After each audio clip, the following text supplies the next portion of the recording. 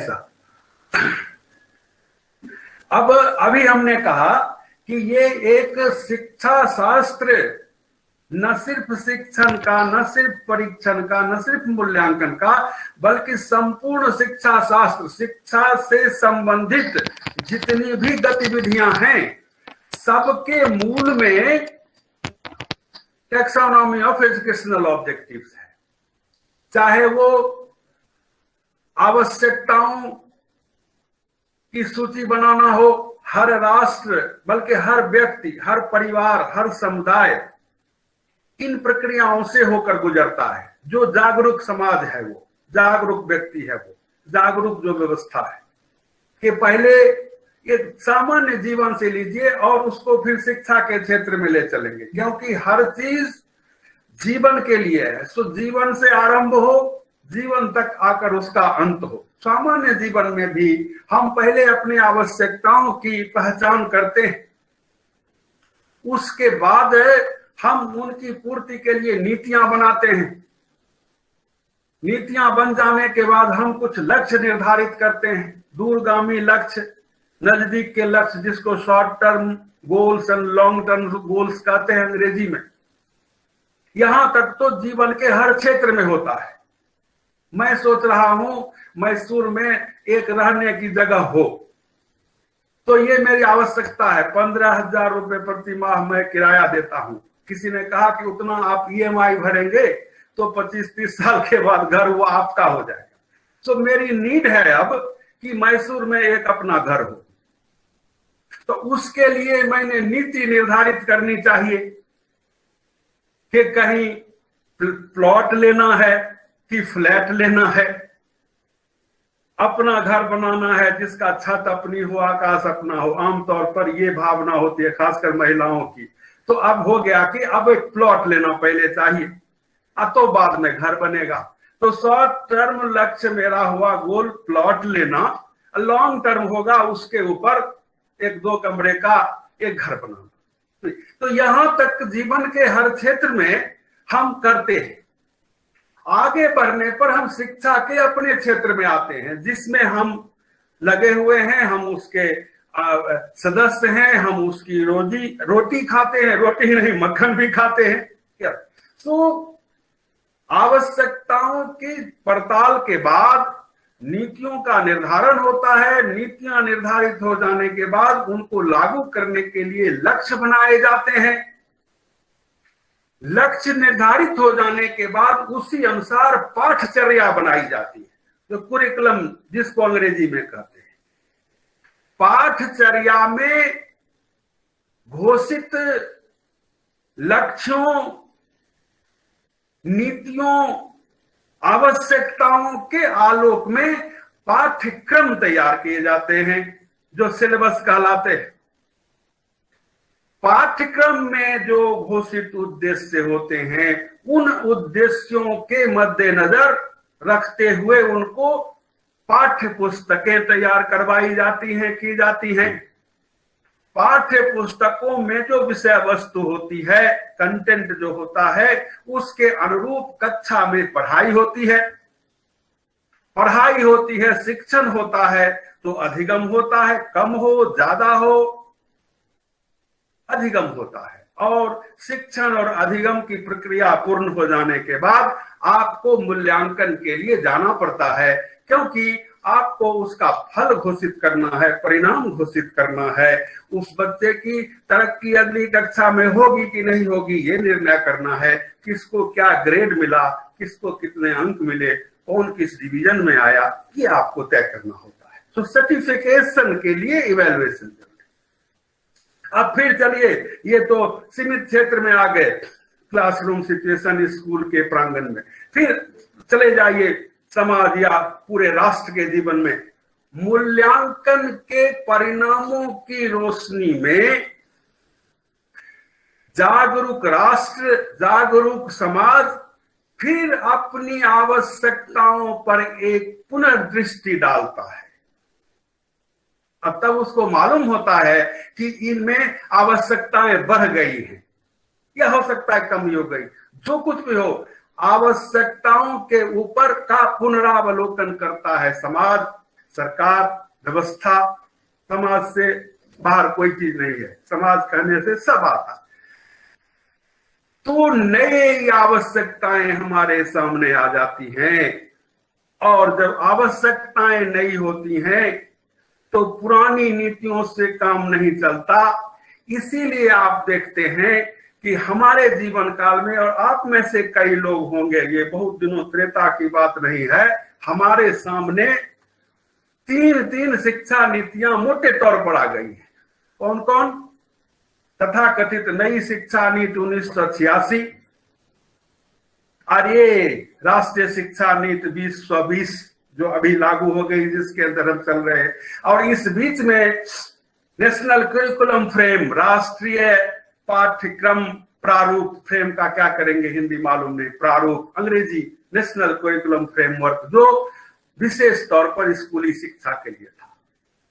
वही कारण है 86 से 2005 में कितना 14 साल, 21 साल का समय बीता, 19-20 साल का। तो पुनः आवश्यकता महसूस हुई कि हम अपनी आवश्यकताओं का पुनरावलोकन करें, और उस आधार पर एक नई शिक्षा नीति वो आई जो स्कूल लेवल के लिए थी लेकिन नहीं थी।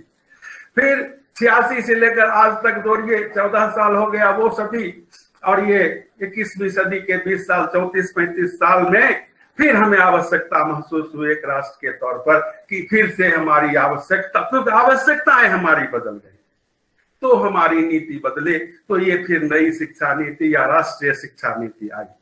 और इसी प्रकार से जब नीति नई होगी तो लक्ष्य नए होते हैं, लक्ष्य नए होंगे तो पुराने पाठ्यचर्या से काम नहीं चलता, नई पाठ्यचर्या बनानी पड़ती है। पाठ्यचर्या नहीं होगी तो पाठ्यक्रम नए होंगे, पाठ्यक्रम नए होंगे तो पुरानी पुस्तकें काम की नहीं रहती, पुस्तकें, पाठ्य पुस्तकें नहीं होंगी। नई पाठ्य पुस्तकों का मतलब है कि उसमें विषय वस्तु नहीं होगी। जब विषय वस्तु नहीं होगी तो पढ़ाई भी नए ढंग की होगी। जब पढ़ाई नए ढंग की होगी, शिक्षण नए ढंग का होगा, तो अधिगम भी नए ढंग का होगा। और मित्रों, ये सब जब बदल जाते हैं तो हो सकता है मूल्यांकन के हमारे जो पुराने उपकरण हैं और तरीके हैं वो शायद काम ना आए। जब ऑनलाइन पढ़ाई होगी तो अभी मांग उठ रही है कि तो परीक्षा भी ऑनलाइन हो, तो ऐसा। और फिर मूल्यांकन के निष्कर्षों के आधार पर फिर हम अपनी आवश्यकताओं का पुनर्मूल्यांकन करते हैं, और ये एक अनवरत प्रक्रिया है जो व्यक्तियों और राष्ट्रों के जीवन में लगातार चलती रहती है। इसलिए इसको एंडलेस सर्कुलर प्रोसेस का नाम दिया गया है। बात यहां करने की यह है कि चाहे आवश्यकताओं का पुनरावलोकन हो, नीतियों का निर्धारण हो, लक्ष्य बनाने की बात हो, पाठ्यचर्याएं बनाए जाएं, पाठ्यक्रम बने हो, पाठ्य पुस्तकें बनी हो, सारे टैक्सोनॉमी की ही शब्दावली का प्रयोग करते हैं। इन सारे कार्यक्रमों में, पढ़ाई में, टेक्स्ट बुक में आप देखिए, पहले दूर शिक्षा के लिए कोई भी किताब आती थी तो उसमें पाठ के आरंभ में ही उस पाठ के शैक्षणिक उद्देश्यों की सूची है कि इस पाठ के अध्ययन के पश्चात के बाद विद्यार्थियों के अंदर इन इन चीजों का ज्ञान उत्पन्न होगा, इन इन चीजों का बोध आएगा, ये विश्लेषण की क्षमता विकसित होगी, संश्लेषण की क्षमता, ये अनुप्रयोग की क्षमता विकसित होगी। ये ज्ञान, बोध, अनुप्रयोग, विश्लेषण, संश्लेषण आप अच्छी तरह जानते हैं, ये सभी टैक्सोनॉमी के शब्द हैं। प्रश्न पत्र बनाने समय नीला खाका, ब्लूप्रिंट उपलब्ध कराया जाता है, ब्लूप्रिंट उपलब्ध कराया जाता है प्रश्न पत्र निर्माता को। वो ब्लूप्रिंट में क्या होता है, एक कॉलम में यही होता है, कौशल के नाम पर ज्ञान, बोध, अनुप्रयोग, रसग्रहण, दूसरे कॉलम में कंटेंट होता है, तीसरे कॉलम में प्रश्नों की संख्या होती है, अंक कितने डाले जाएं, समय कितना होगा, वगैरह वगैरह। तो निवेदन ये करना है, और ये सच्चाई है, और आप हम सब इससे अवगत हैं कि शिक्षा जगत की तमाम गतिविधियों के केंद्र में टेक्सोनॉमी ऑफ एजुकेशनल ऑब्जेक्टिव है। मैं ये लेटेस्ट जो नई राष्ट्रीय शिक्षा नीति, जिसको हम बोलचाल में नई शिक्षा नीति कहते हैं, असल औपचारिक नाम राष्ट्रीय शिक्षा नीति 2020 है, उससे कुछ उसके भूमिका से 5 पेज में कम से कम 10 बार ज्ञान शब्द का प्रयोग हुआ है। आप देख लीजिए, वो पब्लिक डोमेन में है, नेट पर है, आप सब लोगों ने, बहुत लोगों ने देखा होगा। भूमिका के 5 पृष्ठों में कम से कम 10 बार ज्ञान, संख्या ज्ञान, आत्मज्ञान, ज्ञानवान, ऐसे शब्दों का ज्ञान जिसमें लगा हुआ 10 बार कम से कम। उसके बाद कौशल, कुशल, सीखना, अधिगम, समस्या समाधान, तार्किक चिंतन, चरित्र निर्माण, नैतिकता, तार्किकता, करुणा, संवेदनशीलता, ये तमाम शब्द प्रयोग में आए हैं उसकी भूमिका में। ये सभी टैक्सोनॉमी के शब्द हैं। चरित्र निर्माण, जो टैक्सोनॉमी का जो अफेक्टिव डोमेन बीच वाला जो पार्ट है, उससे संबंधित है। नैतिकता उससे संबंधित है, करुणा उससे संबंधित है, संवेदनशीलता उससे संबंधित है, तार्किक चिंतन, तार्किकता, समस्या समाधान, आप जानते हैं कि उसका जो कॉग्निटिव डोमेन पार्ट है, आगे अभी सामने आएगा, वो उससे संबंधित है। तो मेरा मुद्दा सिर्फ यह था कि टैक्सोनॉमी ऑफ एजुकेशनल ऑब्जेक्टिव, शिक्षा के उद्देश्यों की वर्गीकी जो है, उसका हमारे शिक्षा जगत में बहुत ही बुनियादी महत्व है।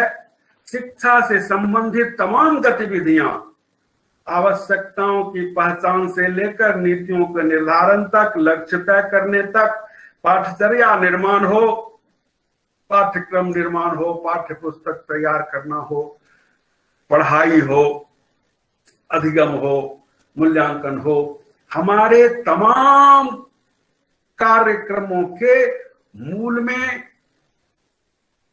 शिक्षा के उद्देश्यों की वर्गीकी है। वही जैसे नाविकों को समुद्र में, आप सब महाराष्ट्र समुद्र आपके यहाँ है, नाविकों को जलयान के कप्तानों को दिशा दिखाने के लिए जैसे प्रकाश स्तंभ, लाइट हाउस बने होते हैं, उसी तरह से हम शिक्षा जगत, तमाम विश्व भर में जितने भी सभ्य राष्ट्र हैं, सारे विश्व के सभी सभ्य राष्ट्रों की शिक्षा व्यवस्था रूपी जलयान को, जहाज को दिशा दिखाने के लिए जो प्रकाश स्तंभ जो बना है, उसका नाम है टैक्सोनॉमी ऑफ एजुकेशनल ऑब्जेक्टिव्स। अब देखिए, इसमें इस प्रश्न का उत्तर देने की कोशिश की गई है कि शिक्षा का चरम उद्देश्य क्या है। तो छात्र के व्यक्तित्व का सर्वांगीण विकास ही शिक्षा का चरम उद्देश्य है। यह एक सर्वसम्मत उत्तर है। इसके कई और उत्तर हो सकते हैं। अंग्रेजी में हमको याद है, moulding learners personality in the desired direction is the ultimate objective of education. छात्र के व्यक्तित्व का मनोवांछित दिशा में ढालना, मोल्डिंग माने ढालना। छात्र के व्यक्तित्व को जो अनगढ़ बच्चा देखता है उधर, चलता है उधर, बोलने का आम तो बोलेगा राम, वो जो आपके साथ पास लाता है उसका बाप माँ उसकी उंगली पकड़कर, वो उस अनगढ़ धातु को आप गढ़ते हैं एक सर्वगुण संपन्न, कौशलों से भरे हुए एक नागरिक का रूप देते हैं। तो इसलिए कहा गया कि छात्र के व्यक्तित्व का मनोवांछित दिशा में ढालना, moulding learners personality in the desired direction is the ultimate objective of education. ये भी एक जवाब है, और कई जवाब हो सकते हैं, लेकिन सर्वसम्मत ये जवाब है कि छात्र के व्यक्तित्व का सर्वांगीण विकास, all round growth in learner's personality is the ultimate objective of education. अब जैसे ही आपने कहा कि all round growth learner's personality, तो आपको बताना पड़ता है कि भाई लर्नर्स पर्सनालिटी से आप क्या समझते हैं, तभी तो उसका ऑल राउंड ग्रोथ आप बताएंगे।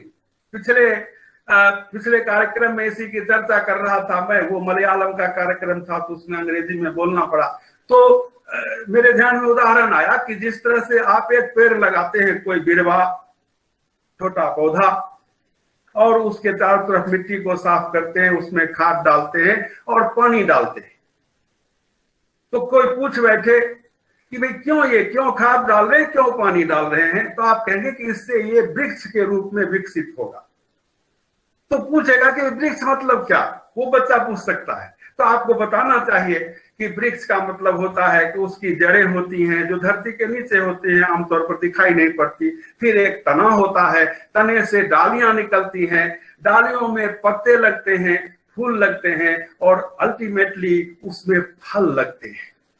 और ये खाद और पानी इसीलिए डाला जाता है। ठीक उसी तरह से छात्र का व्यक्तित्व है, वो बिरवा, वो बच्चा आपको सौंपा जाता है ताकि उसकी जड़ जो है मजबूत हो, मिट्टी में फैले, उसका तना बाहर निकले, उससे ज्ञान विज्ञान की शाखाएं फूटे, उसमें कौशलों के फूल लगे और फिर समाज के लिए कुछ देने का उसमें फल आए, जिससे समाज की उपयोगिता जिसकी समाज को हो। क्योंकि तमाम स्कूल और कॉलेज, तमाम यूनिवर्सिटी, सारे संस्थान समाज ने जन्म दिया है, उनको समाज ही हमको पाल रहा है।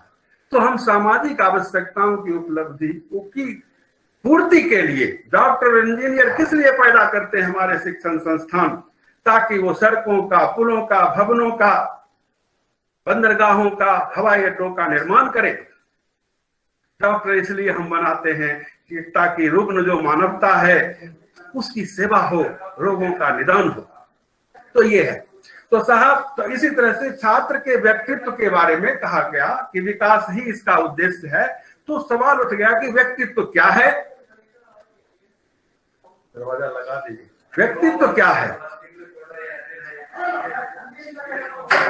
इसी सवाल का जवाब देने के लिए व्यक्तित्व को विजुअलाइज, यानी उसके प्रत्यक्षीकरण का, व्यक्तित्व एक गूढ़ चीज है, आप जानते हैं। मनोविज्ञान कहता है कि व्यक्तित्व जो है वो हिमशैल के समान है।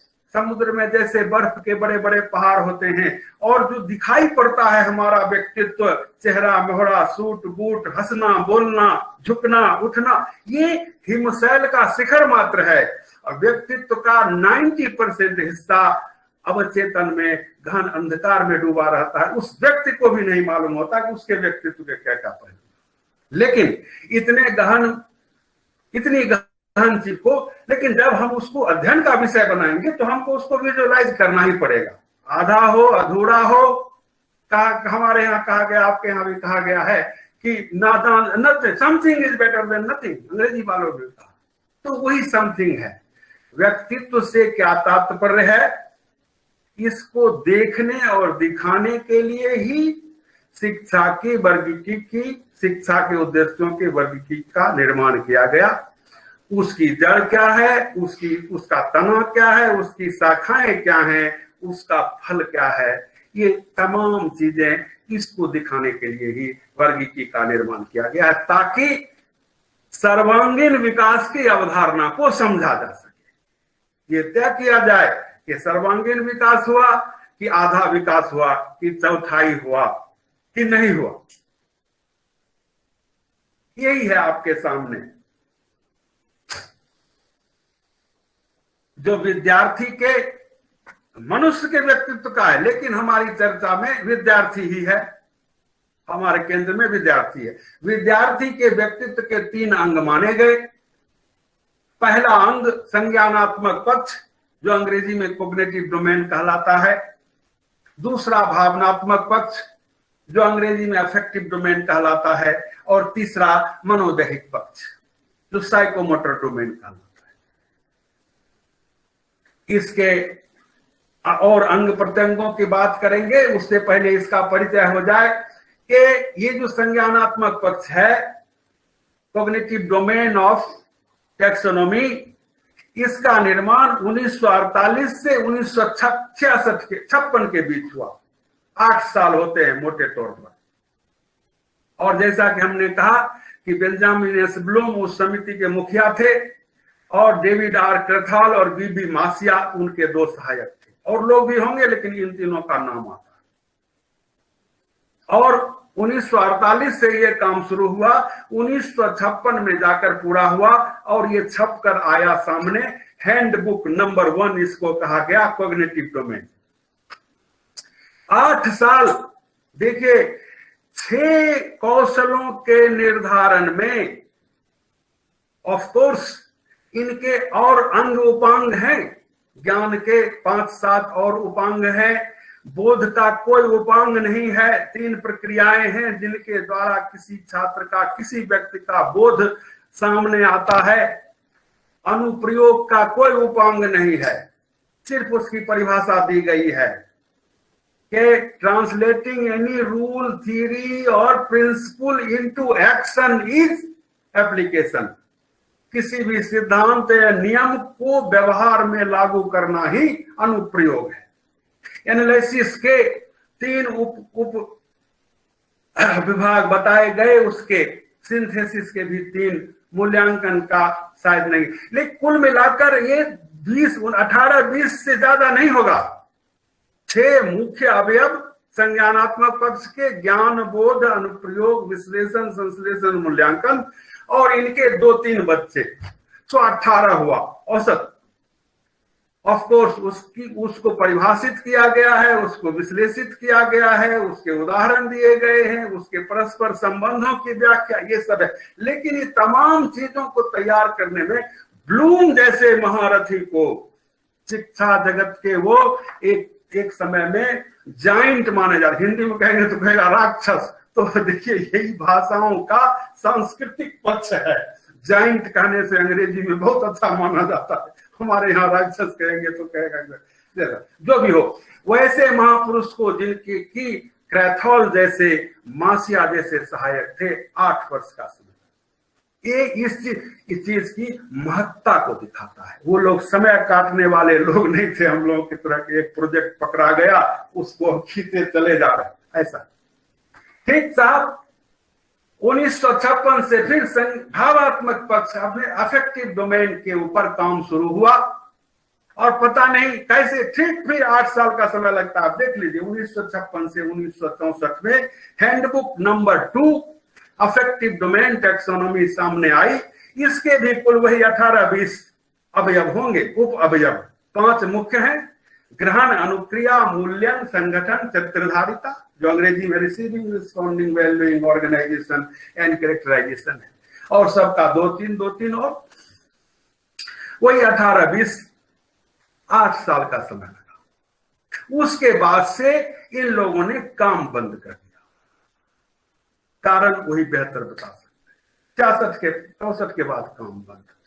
इधर 2001 में आकर 2 में ये तब तक ब्लूम जो है स्वर्गवासी हो गए, तो वो क्रैथॉल महोदय ने एक और एंडरसन महोदय के सहयोग से कॉग्निटिव डोमेन की टैक्सोनॉमी को रिवाइज किया है, जो रिवाइज्ड टैक्सोनॉमी के रूप में जानी जाती है, जिसमें बहुत सारे अंतर किए उन्होंने। एक तो ये लिस्टिंग जो है, जिसमें ज्ञान ऊपर है, उसके बाद बोध है, उसके बाद अनुप्रयोग है, उसके बाद विश्लेषण, संश्लेषण, इसको उलट दिया उन्होंने, ज्ञान को नीचे किया। तर्क उनका यह था कि ज्ञान ही आधार है पूरी प्रक्रिया का, ज्ञान के आधार पर ही बोध विकसित होता है। ज्ञान और बोध दोनों मिलकर हमारे अंदर, छात्र के अंदर अनुप्रयोग की क्षमता का विकास करते हैं। ये तीनों मिलकर विश्लेषण की क्षमता उत्पन्न करते हैं।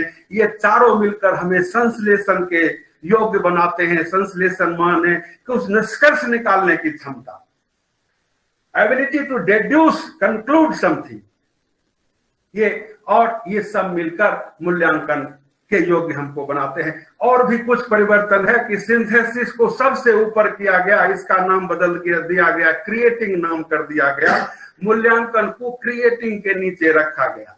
तो ये सब परिवर्तन करके तो ब्लूम टैक्सोनॉमी जब हम कहते हैं आज की तारीख में, तो उसके 2 रूप सामने आते हैं, बेसिक और रिवाइज्ड।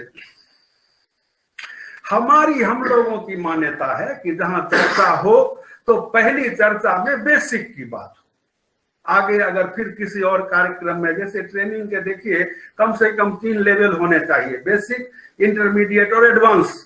हमारी बहन जुड़ी हुई है पुणे से, वो ट्रेनिंग देती है 10 महीने में, एक बिहारी को मराठी सिखा देगी, एक तमिल वाले को मराठी सिखा देगी, पूछिए।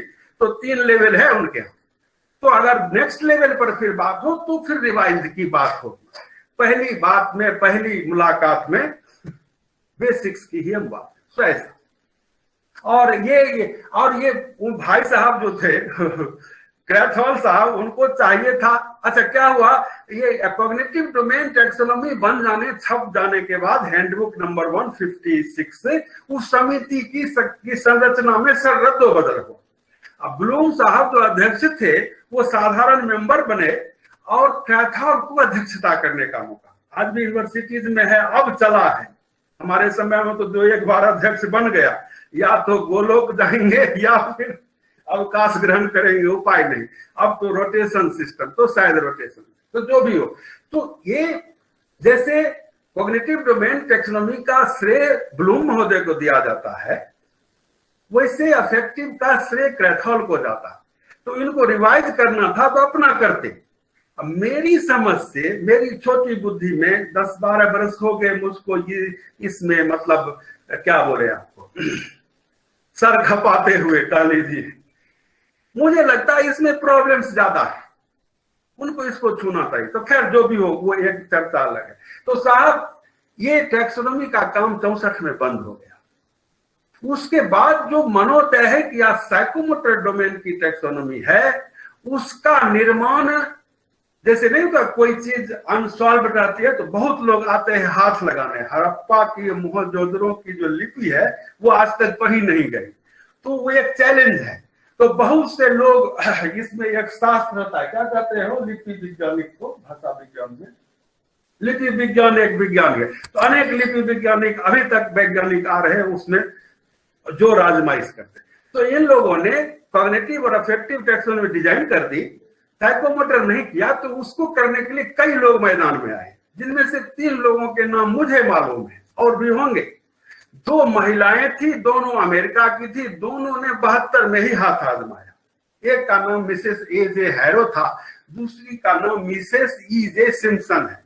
हमारी बहनें सुन लें, आपका योगदान कम नहीं है, जो काम कोई नहीं कर सका वो हमारी बहनों ने किया है। एक उसमें से हमारे भारतीय भी थे, प्रोफेसर R.H. दबे, और एनसीईआरटी के प्रोफेसर थे जहां तक मेरी जानकारी है।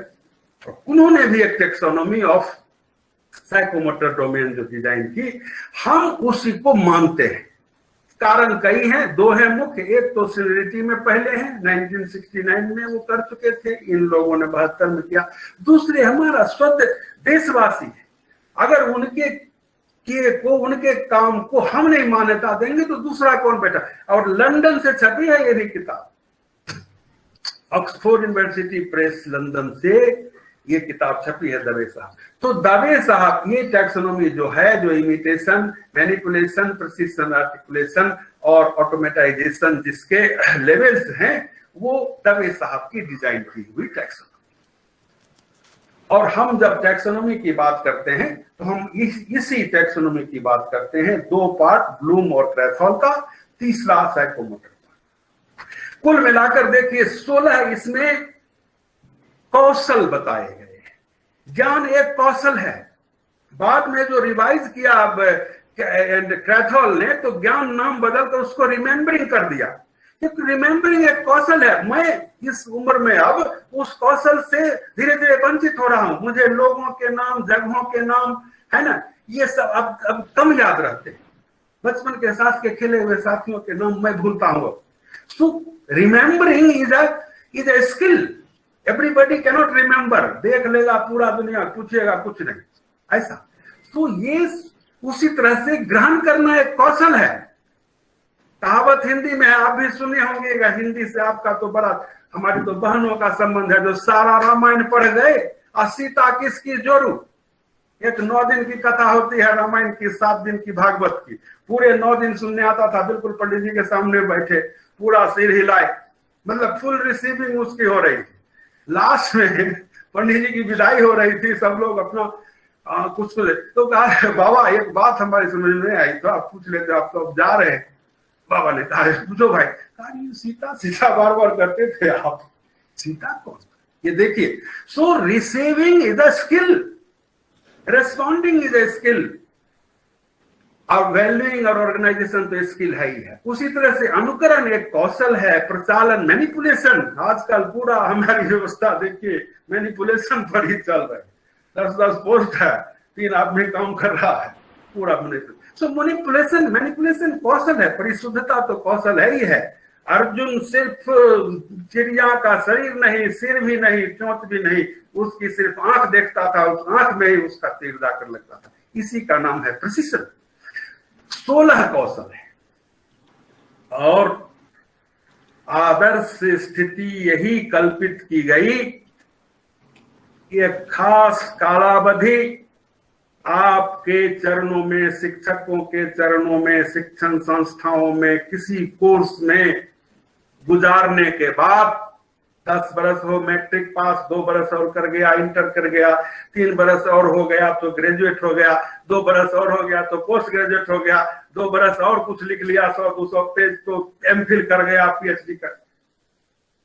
एक खास समय किसी खास शिक्षण संस्था में पाठ्यक्रम के अंदर गुजारने के बाद आदर्श स्थिति ये कल्पित की गई कि एक सर्वांगीण विकसित मनुष्य, अब वो विद्यार्थी नहीं रहा, हमारे सामने आए, जो अंग्रेजी में कहते हैं इंटेलेक्चुअली साउंड हो,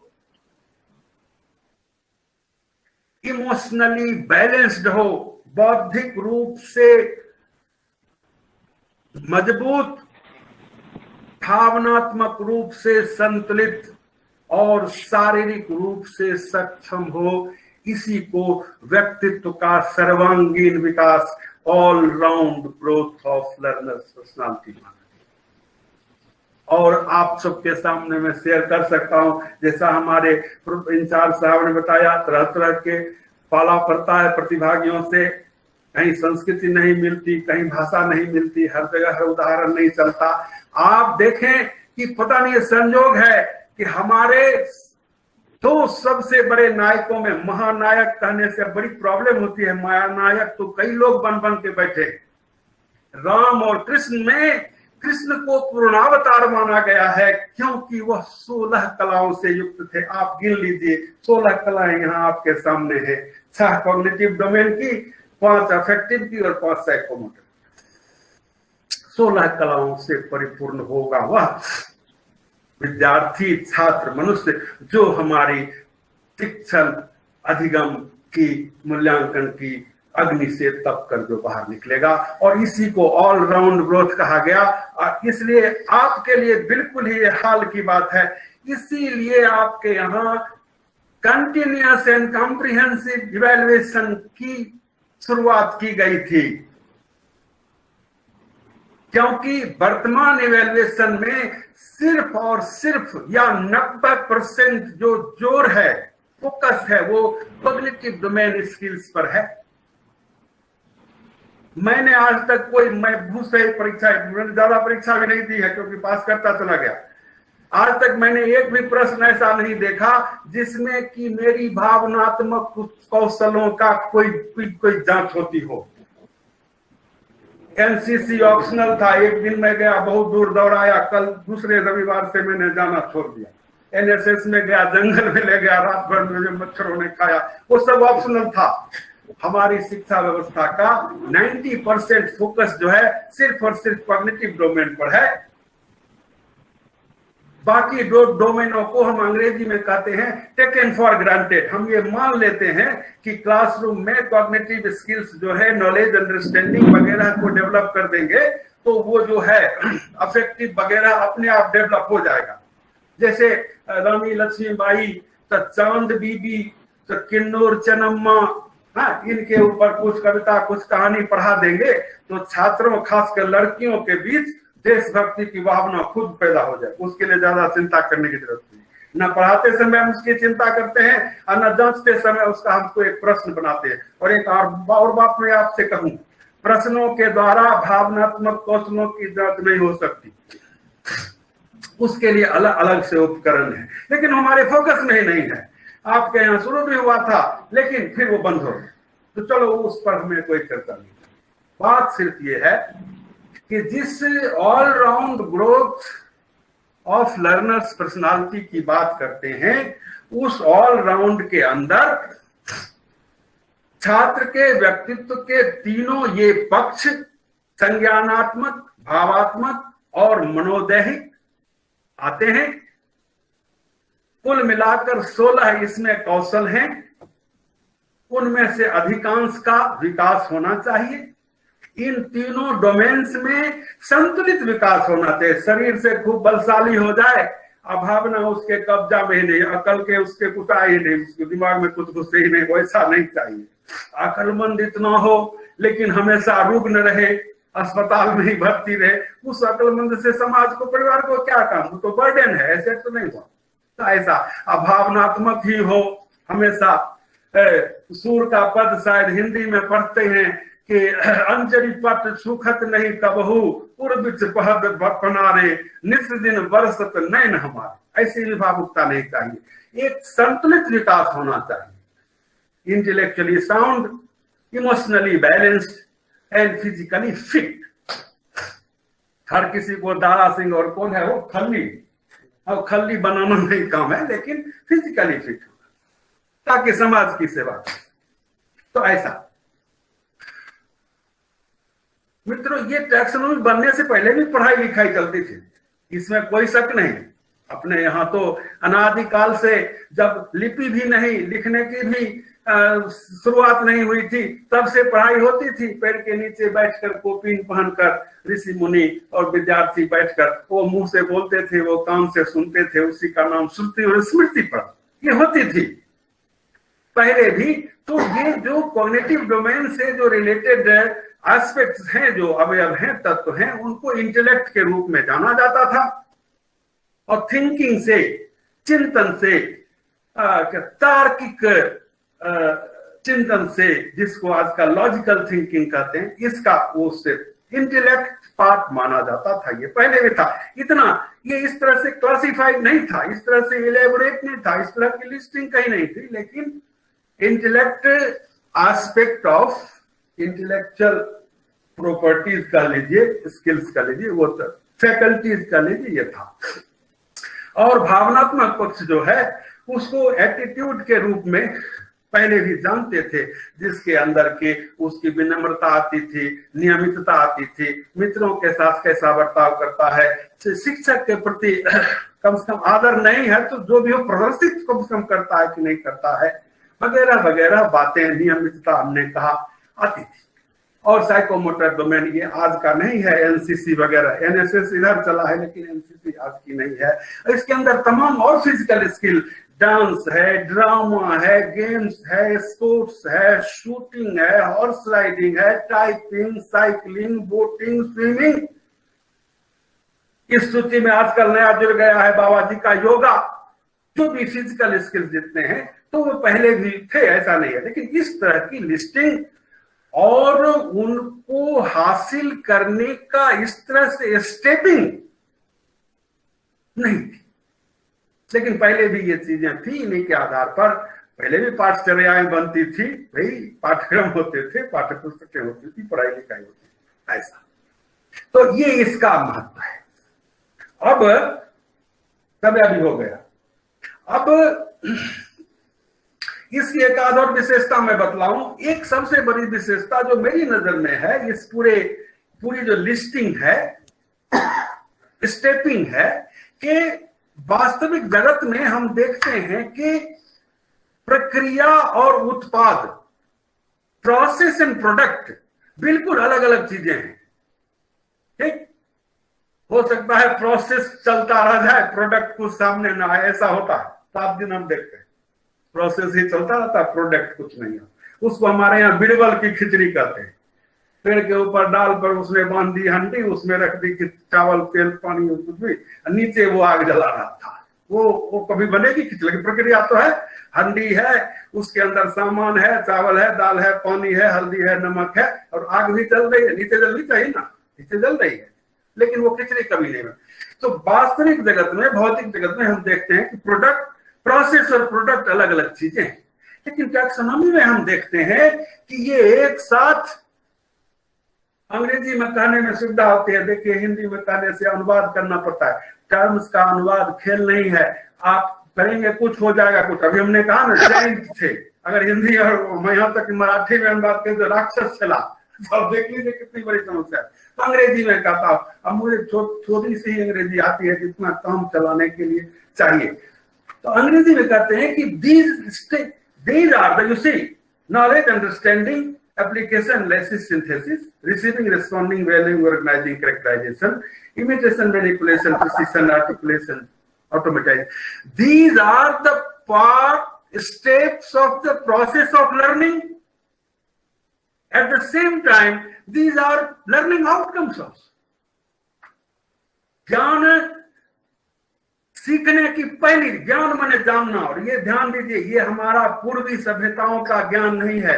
हमारे पूर्वी सभ्यताओं में, चाहे वो अरब की हो, ईरान की हो, चीन की हो, भारत की हो, ज्ञान तो सर्वोच्च मानसिक क्षमता है। गौतम बुद्ध ने घर छोड़ा था, राजकुमार प्रिंस गौतम ने ज्ञान की तलाश में, और हमारे यहाँ मिला था गया में, और कहीं नहीं मिला, बहुत जगह भटके हुए।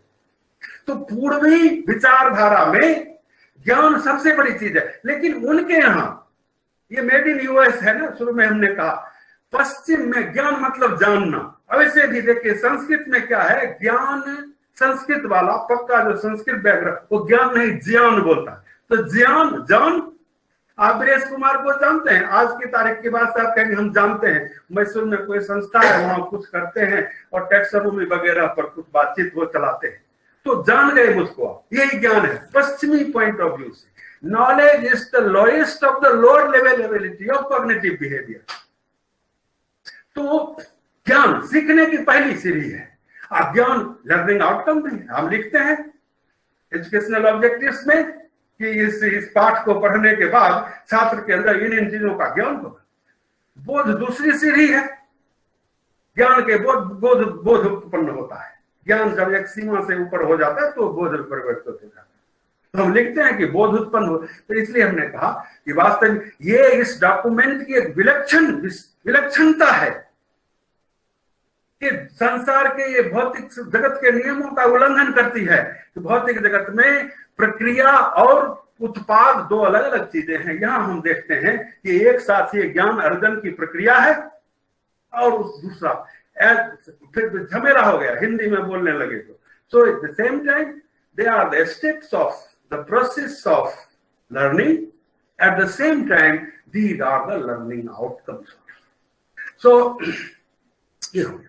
अब जैसा कि हमने चर्चा की अभी कि एक तो आदर्श स्थिति में ऑलराउंड ग्रोथ को दिखाने के लिए इतने लंबे चौड़े जो संरचना तैयार की गई, लेकिन उन्हीं बेंजामिन ब्लूम महोदय ने हम जैसे मुल्कों के लिए, डेवलपिंग अंडर डेवलप्ड मुल्कों के लिए इसी में से निकालकर एक अलग ही मॉडल हमको दिया टीचिंग लर्निंग का, जिसको मास्टरी लर्निंग मॉडल के रूप में जानते हैं।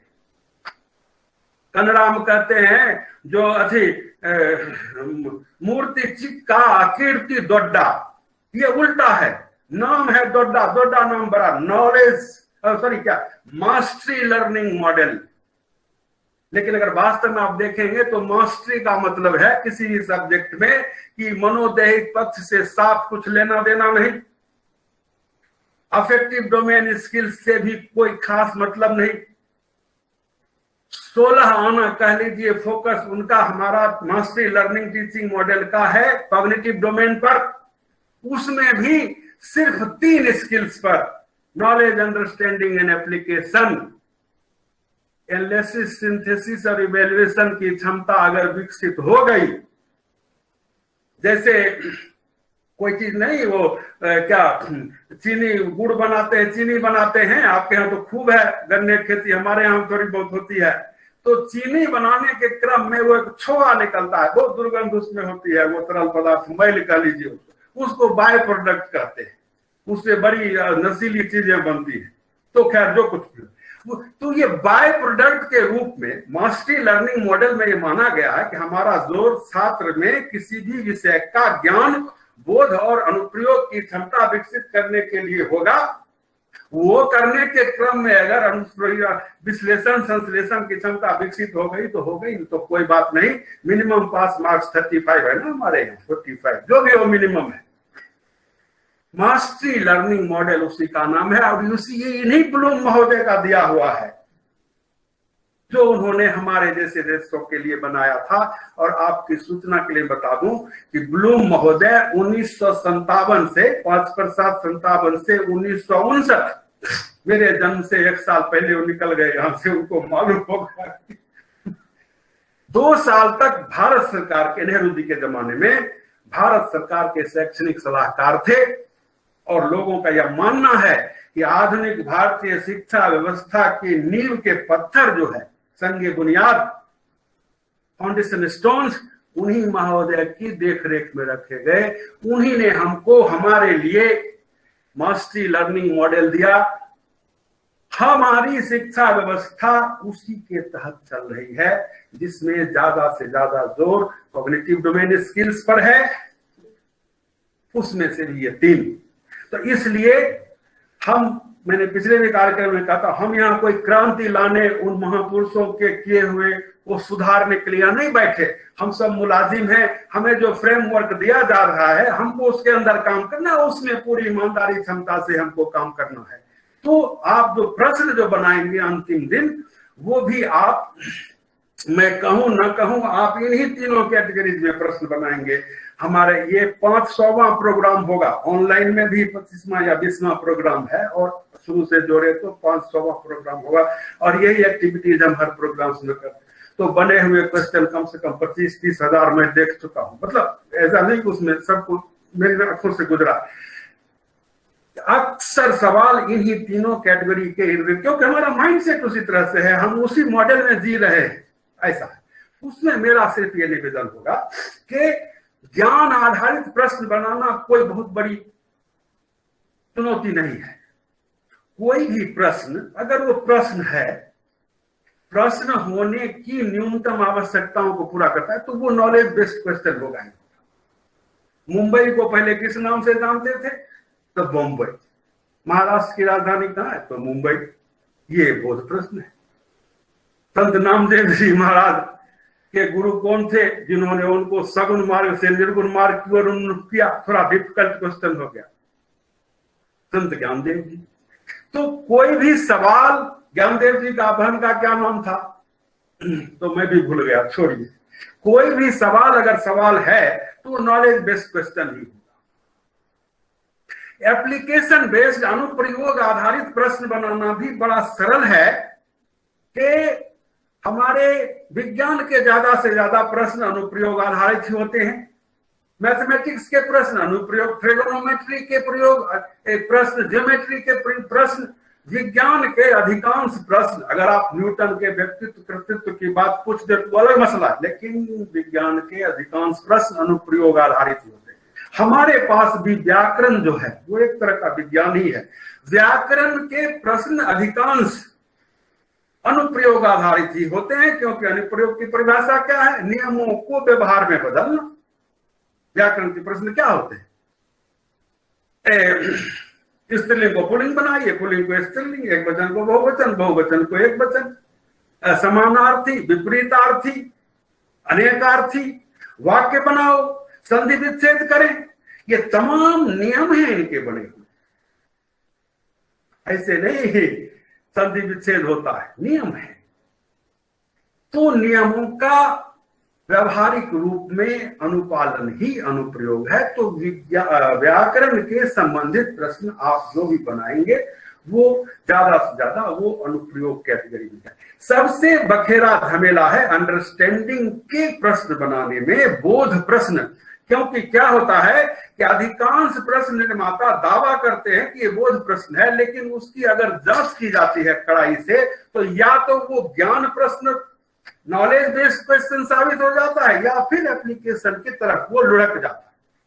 ज्ञान वो प्रश्न बनाना थोड़ा कठिन है, लेकिन ये टैक्सोनॉमी के निर्माताओं ने हमको 3 ऐसी प्रक्रियाएं वो बताकर गए हैं जिनका अगर हमारे प्रश्नों में समावेश किया जाए, किसी एक का भी, तीनों का हो तब तो कोई बात ही नहीं, किसी एक का भी समावेश किया जाए तो वह प्रश्न बोध आधारित प्रश्न बन सकता है। ये तीनों प्रक्रियाएं आपके सामने हैं।